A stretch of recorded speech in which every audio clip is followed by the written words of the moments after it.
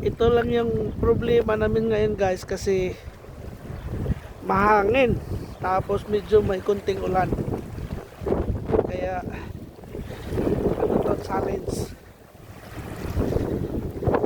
So itong river na to guys, marami talagang nagfi-fishing dito. May mga lokal dito, yung mga Maori, mga puti, tsaka mga Asians, maraming mga Pilipino dito, Chinese.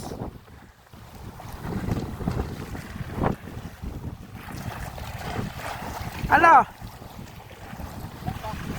Si Kuya Richard ang unang nakakuha ng isda.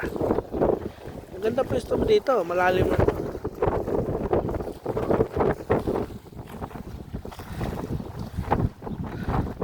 Dito pag linggo dito guys, kaso ngayon kasi weekdays, Mondays kami lang dito. Pero pag ibang araw, kahilira dito mga magpipisit, marami yan. Ganon din doon sa Bukana.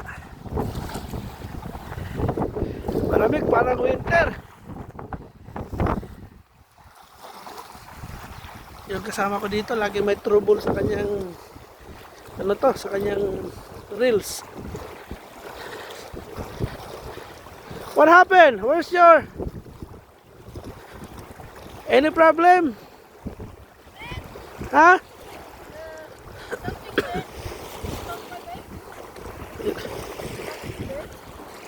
You got bit.